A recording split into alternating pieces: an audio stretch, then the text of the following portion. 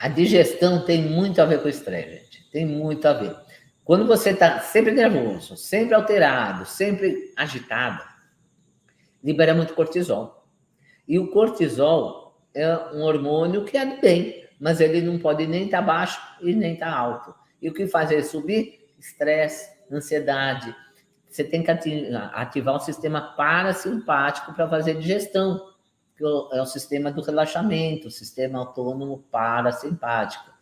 Agora, se você viver no estresse, no agito, na preocupação, você ativou o sistema simpático, aí corta tudo. Aí, você já notaram que quando a gente está nervosa, você vai comer, te dá dor de estômago? Para mim, me dá na hora dor de estômago. Então, tem que ativar esse sistema, relaxar na hora de comer. E outra coisa, quem está com o intestino disbiótico, né, com muita bactéria patogênica, com hiperpermeabilidade intestinal, intestino, a parede do intestino lá arrombada, escancarada, toda aberta, isso daí faz com que o cortisol aumente também. E aí vai afetar o sistema digestivo, o estômago, que vai produzir menos acidez, tá? Então, isso daí vai prejudicar muito a sua digestão. E tem a gastrite nervosa também, que aí é excesso de acidez, tá bom? Então, esse intestino disbiótico, com impermeabilidade, vai causar. Olha, tudo depende de tudo.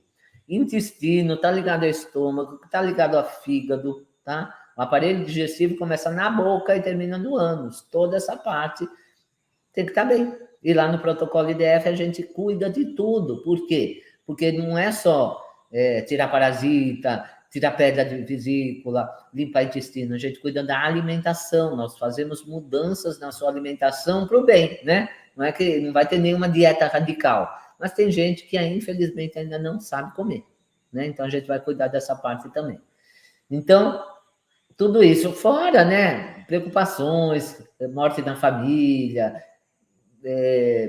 problemas até de câncer, são gatilhos que disparam aquele gene que estava em remissão, né? Então, estava quietinho lá o gene e dispara por preocupações, né? E lá no protocolo a gente mais ou menos que cuida dessa parte, porque são um grupo de pessoas que a gente já pede para entrar aí com energia positiva, né? Com um apoiando o outro e ter o respaldo, ter todo o suporte meu e da doutora Elisângela para qualquer efeito colateral que dê, né? Então, nós temos que analisar também os mediadores e perpetuadores, que são as substâncias endógenas, as citocinas pró-inflamatórias, prostaglandinas, neurotransmissores, hormônios, porque o intestino também que não vai bem, que está inflamado, não vai produzir os neurotransmissores do bem-estar, serotonina, as endorfinas, dopamina.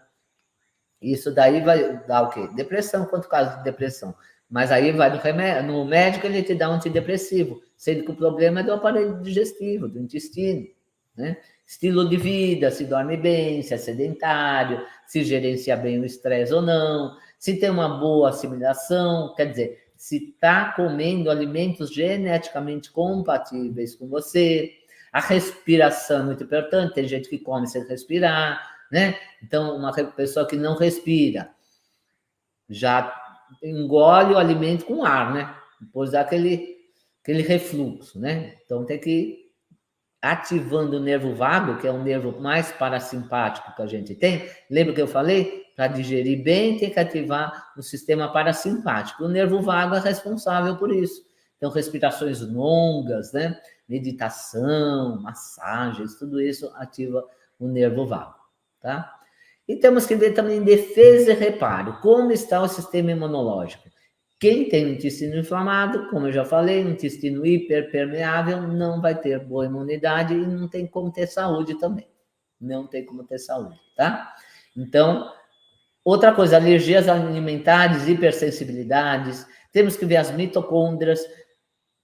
Gente, sem mitocôndria ativa, sem mitocôndria boa, não tem como gerar ATP. Se não gera ATP, como você vai ter energia para digestão? E quem come errado, quem come alimentos inflamatórios, vai precisar de muita energia. E aí o organismo gasta toda a energia lá tentando fazer aquela digestão daquela caseína que não consegue digerir, por exemplo, e vai deixar outras funções de lado. Por isso que é tão importante saber se alimentar, tá? Então, não se trata também problemas digestivos sem tratar o estresse. E o estômago tem uma série de camadas. E ele não tem lâmina, tá? Ele não é liquidificador. Então, você tem que mastigar bem. Se não mastigar bem, o alimento já vai meio inteiro para lá. Se não digerir bem no estômago, já vai meio inteiro para o intestino. E aí, ferrou-se, né? Como eu falo. Já gerou inflamação. Então, a mastigação. Mastigar várias vezes, 33 vezes, né? Seria o correto. Então, para a gente fazer uma digestão, a gente gasta mais ou menos 20% da energia. E quando a gente come alimentos inflamatórios, gera esse estresse, né? Essa produção de radicais livres. Então, a digestão, como eu falei, começa na boca, mastigando. As enzimas digestivas, muita gente pensa que ela atravessa o alimento, né? Você engoliu, vai ter as enzimas digestivas lá, secretadas pelo pâncreas, vai ter lá no estômago também, mas ela não entra no alimento, ela fica na camada superficial dos alimentos. Por isso que você tem que mastigar bem. Quanto menor o alimento, né? Quanto mais você mastiga, menor fica o pedacinho lá e facilita a digestão. Olha só, tem pessoa que mastiga assim de qualquer jeito e engole. Eu já vi muita gente almoçar assim em 5 minutos, blá, blá, blá, blá, blá. Nem dá tempo, né? Nem respira. Só pega o prato, bate o prato, né? Como falou, bater uma boia agora, né? Então, isso daí, se a gente reduzir, por exemplo, você mastigou meio de qualquer jeito, o alimento ficou assim, 1 centímetro. Se a gente reduzir de 1 centímetro para 1 milímetro, aumenta a eficiência das enzimas digestivas em 1000 vezes. Então, você também tem que se ajudar. Você mastiga mais ou menos errado. Aqui, eu gosto de pegar minha régua sempre. O alimento ficou desse tamanho, né? Foi lá para o intestino, foi para o estômago já meio em pedaço. Quanta energia esse estômago vai precisar para digerir isso. Mas vamos supor que você reduza em 10 vezes. O alimento ficou assim, ó, bem pequenininho. Isso daí facilita a ação das enzimas em 1000 vezes. Olha a diferença que faz também uma boa mastigação, né? E só quando tem peptídeos no estômago que tem a liberação das enzimas, gastrina, secretina, CPK, tá? Então, quando, por exemplo, a proteína é quebrada em peptídeos, que vai ter a produção desses elementos aí para facilitar a digestão. Mas quando não mastiga bem, aí não vai ter a ativação pancreática das enzimas e nem da bile mais secretada. Então, tudo começa na boca.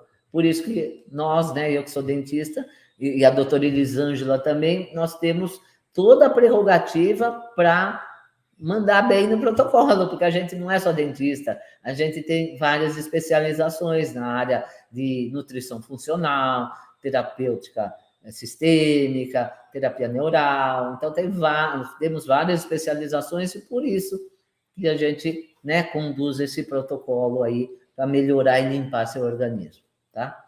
Então, além de tudo isso, da boa acidez que tem que ter no estômago, nós temos que ter uma proteção também para as paredes do estômago. O próprio ácido, né? O próprio suco gástrico é uma proteção, porque na acidez correta já mata muito patógeno. Então, muita gente que tem parasita e tudo que é vermes, bactérias, vírus é parasita, fungo, está tendo muita síndrome fúngica aí, muita infecção por fungo, infestação por fungo, já podia ser morto lá no estômago, se tivesse uma boa acidez.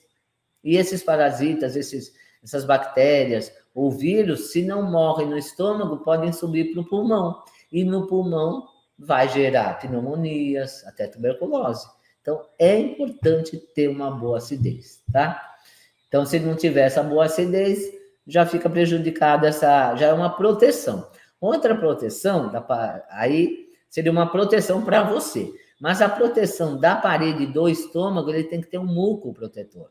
Porque a pessoa pode pensar, mas se é tão ácido assim o estômago, por que não corrói a parede do meu estômago? Né? Por que não faz ferida, úlcera? Porque você tem que ter um muco protetor. né? E, além de tudo, esse muco protetor age como lubrificante também. E tem um pH neutro, não tem um pH ácido como lá dentro do estômago, tá? E também tem uma camada de bicarbonato. Então, esse muco protetor, por exemplo, gastrite. Quem tem gastrite é porque tem pouco muco protetor, não necessariamente porque tem muita acidez. Então, a gente não reduz a acidez no tratamento, a gente aumenta o muco protetor. Depois eu vou falar como que aumenta esse muco protetor.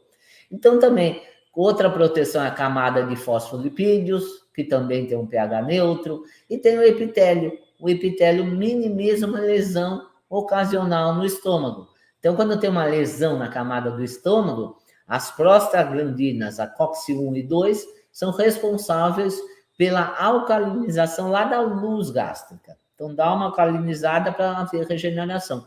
O próprio organismo regula a acidez do estômago. Mas as pessoas insistem em tomar os prazóis da vida, né?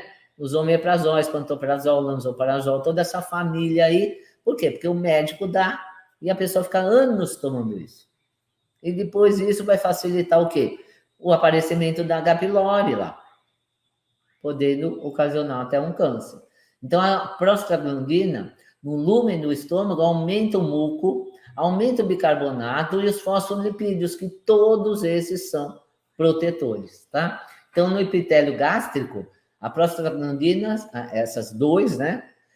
Diminui a hipermeabilidade, ficando mais difícil o ácido entrar lá e afetar as células. Então, elas protegem a camada do estômago, a parede do estômago. Tudo é perfeito, né? A gente que estraga tudo. Dentro lá tem que ser ácido, pH de 1,5 a 2. Na parede do estômago tem que ser alcalino, para proteger seu estômago da própria acidez que a gente produz. Então, os médicos passam anti-inflamatórios, né? Muita gente aí tomando anti-inflamatório que inibe a COX-1 e a COX-2. E o que eu falei que elas proporcionam? As prostaglandinas.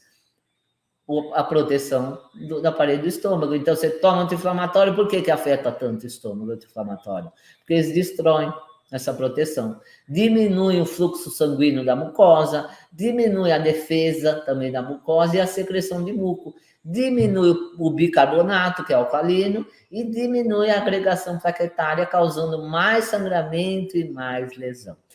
Remédio não cura, remédio remedia. Remédio tira o sintoma, não tira a causa, não está curando nada.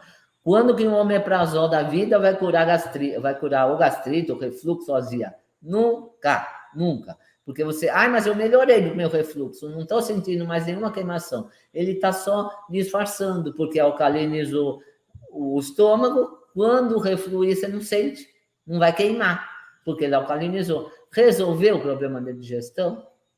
Não. Pelo contrário, piorou. Como que você vai digerir uma carne sem ácido, sem acidez? O pH tem que ser bem baixo. Senão, como que vai digerir a carne? A proteína? Aí, né, vai pedaço lá para o intestino e aí causa toda essa inflamação aí. E, além de tudo, o anti-inflamatório faz um dano direto ao epitélio do estômago. Aumenta o fluxo reverso do ácido, ocasionando o quê? Mais lesão. Aumenta leucócitos, mais injúria, né? E, além das prostaglandinas, os mediadores gasosos são também importantes, né? Então, tem outras maneiras de aumentar o muco protetor do seu estômago. Por exemplo, o óxido nítrico. O óxido nítrico é um gás que nós produzimos, né? Que ele é vasodilatador. Aliás, quem tem pressão alta, porque tem pouca produção do óxido nítrico, mas ele também aumenta o muco protetor, né? Então, isso é uma maneira. Outro mediador gasoso é o sulfeto de hidrogênio. Ele contribui para a manutenção e integridade da mucosa, defesa e resposta a lesões, inflamação e reparo, né? Então, dá a inflamaçãozinha, mas repara e ajuda no fluxo sanguíneo e na angiogênese. O que é a angiogênese? É quando aumenta a circulação, né? A gente só não quer angiogênese no câncer, porque o câncer, quando começa a angiogênese, é que tem vários braços lá, né? Irriga o câncer. Mas nós queremos para ter uma mucosa boa, uma digestão boa. Então, outro gasoso aí que aumenta é o monóxido de carbono. Em pequenas quantidades, ele faz bem para o estômago. E também um antioxidante diminui o estresse oxidativo. Todas as mucosas são ligadas, tá? E quem não tem muco no estômago tem afta. Porque você tem afta? Responde aí para mim nos comentários. Aquelas aftas. É porque ou são alergias alimentares, alimentos que não são compatíveis com você, ou também porque tem pouco muco protetor. E aí dá afa. A falta de muco se inicia na mucosa oral. Todas as mucosas estão interligadas, as GAUTs, né? Então tem a mucosa vaginal, tem a mucosa do intestino, tem a mucosa nasal, tem a mucosa oral, tem a mucosa dos brônquios, do pulmão, que é a BALT.